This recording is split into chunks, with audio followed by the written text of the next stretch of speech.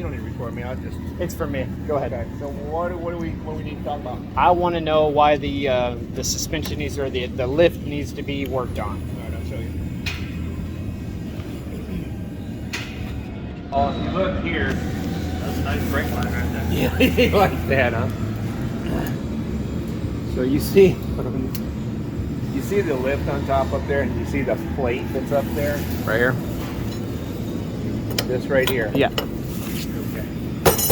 So when you lift the vehicle up off of its factory pivots, what happens? I'll show you. We're going to come over here.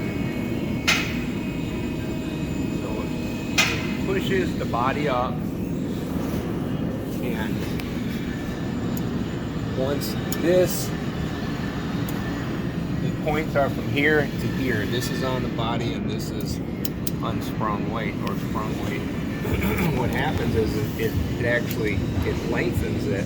It needs to be. The vehicle changes higher, right? Yeah. Okay. So what happens? What is it? What can't it do when it goes up? Where does this do? It pulls it over. Pulls everything over. So when we put this bracket on right here, it drops it down, so it takes up the difference. So it puts it back, so it relieves the pressure and puts it over there. Now you see how these are pulling right here? Yeah. These are too short. You see the difference here? It doesn't allow for travel. I get it. Are we going to lose overall lift by doing this? So the lift is going to stay exactly the same? The lift is actually going to be, we're binding the lift. And there's a chance that the shocks may be too short also. I won't know that until I put everything else on, because if it doesn't relieve itself, it looks like they put, and I think actually they did. They did put the, and it still may be too short. You see how they put the extensions on there? But you see the shocks there? They're all the way pulled out. It could be okay. So are these intended to be looked at like this without load on them? Is that why it looks like that? But when we put it back down, would it look a little better? Back down, Yeah. Also, besides putting the drag bar drop right here, we're putting a Pitman arm drop, and it didn't show up, or I will be able to show it to you.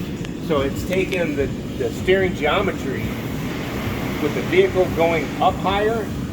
This arm should be more A little bit longer?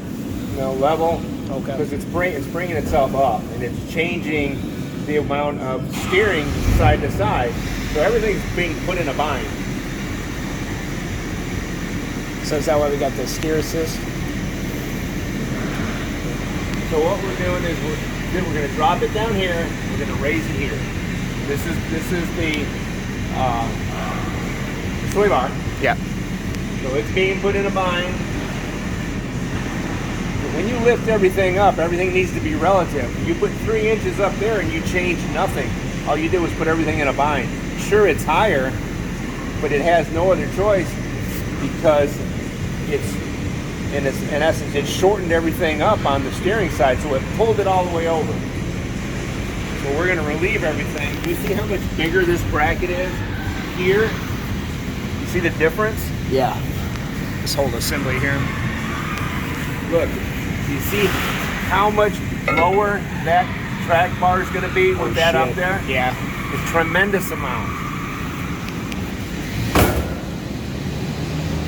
So it's going to let everything relax and move back where it's supposed to be. So when it goes over a bump, the vehicle has no other choice, but when it bounces, rebounds, it goes sideways instead of up and down.